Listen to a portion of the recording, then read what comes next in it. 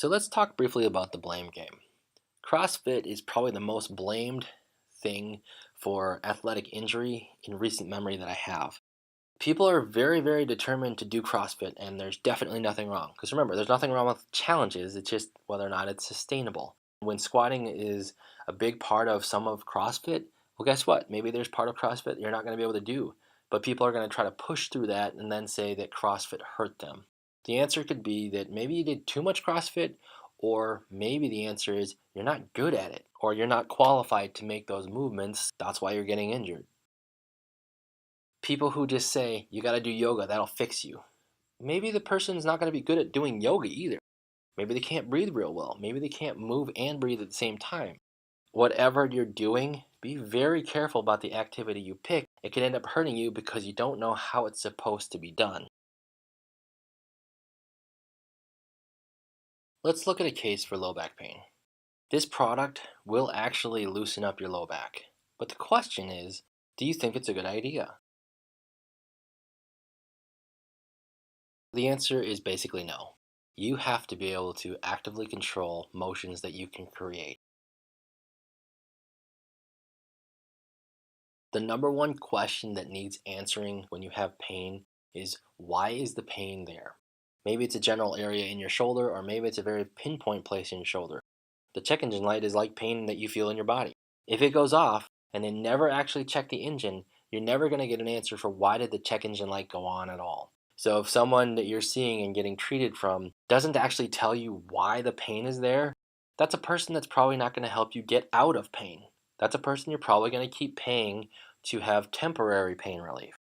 So if you want to know what the answer is and you want to know how to get rid of it, you need to find out, why is it even there?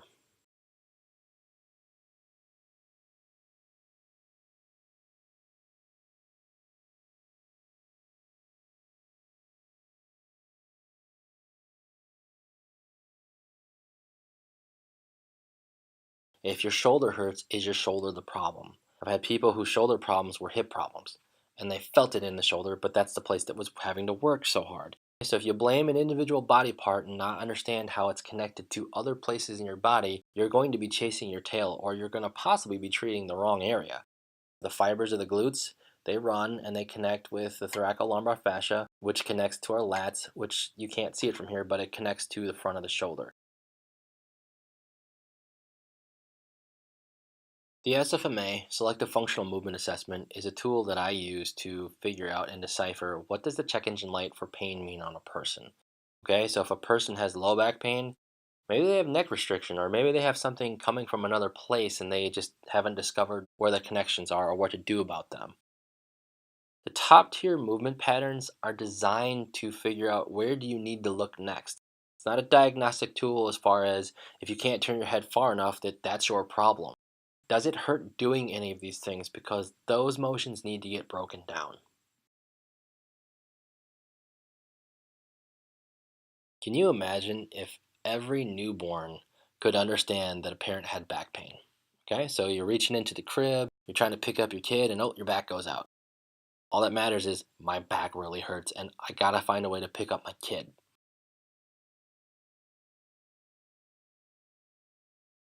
Alignment matters for one simple reason. If you can have a relative neutral alignment throughout your body doing whatever it is that you're going to do, it's just easier on your joints. It takes less energy to use your body. It's not necessarily going to be possible for everybody in every position. So, the more that you can keep a neutral alignment for the majority of what you're doing, the less toll it's going to take on your body to move around. Here's three examples of what back extension looks like. That's a backwards curve. This picture right here is more or less what it should look like over here. She has no curve in her back. This is the adaptation that's happened in her body because she cannot bend right there. And remember, if certain things aren't happening, bad things happen.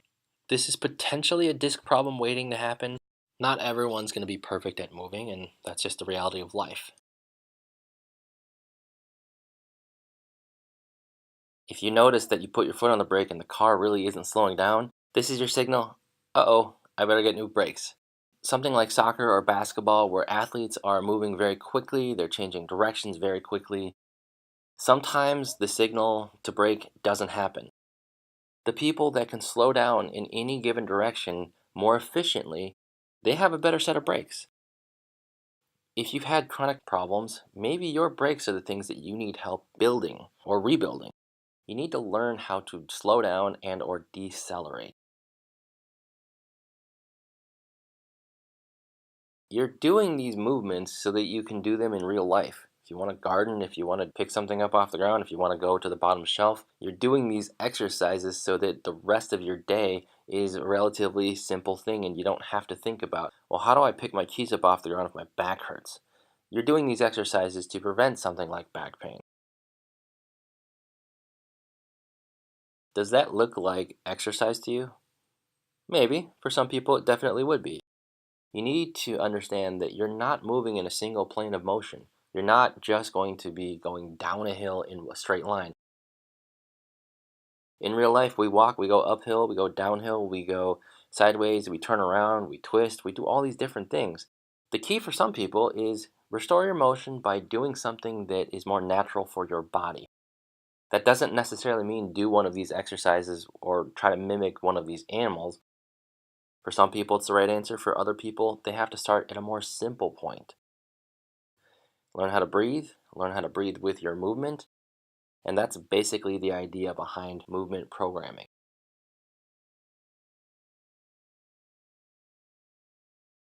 In most cases for movement, more is just more, but also less is more. You need to mimic what happens in real life.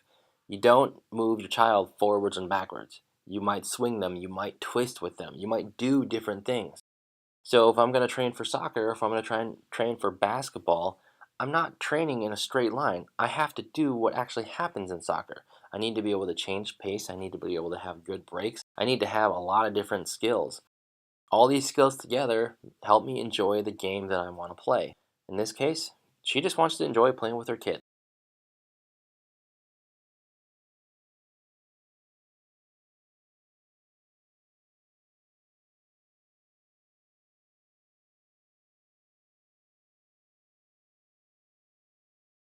Please put yourself in a relaxing position, whatever that means to you. And we're going to check again for that first urge to breathe. So go ahead and follow the directions and keep track of that time. This is a pretty cool guide. This tells you, how am I breathing right now? Under 10 seconds, you really should go and get your breath measured by someone who is a breathing expert. If you didn't get to 20 seconds, it means that maybe you hyperventilate. For those of you that are wondering how fast could your score increase, this slide's for you. Go ahead and actually lay on your back and for 5 minutes, be in a position that's very comfortable for you and just breathe.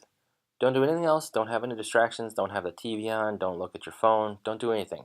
If you need to have your head propped up, go ahead and do that. If you need to have your knees propped up, go ahead and do that.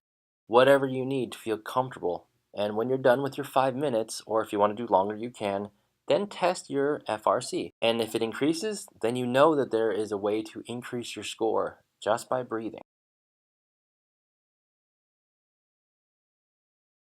For those of you that are able to and also want to, I would like you to get on the ground and lay on your back. Then you're going to flip onto your stomach, crawl around, find something to help you get off the ground, walk around for a little bit. And then I would like you to go back to that object, get back to the ground, crawl around, and roll onto your back. Some of you may have just discovered you have pain when you move. Crawling around on the ground, rolling on the ground, getting up or going down to the ground isn't something that on its own is going to cause pain for some people. Other people, it's totally going to cause pain every time they do it. If you're the person that wants to figure out why are you having pain, check out someone who does the SFMA. It's a selective functional movement assessment. If you don't have pain when you move, great, keep moving. If you find yourself in a position where you are obtaining pain, then definitely find someone that can help you figure that out. If you have any questions, don't hesitate to send me an email. Otherwise, we're on Facebook and we do have a podcast, so we'd love to hear from you.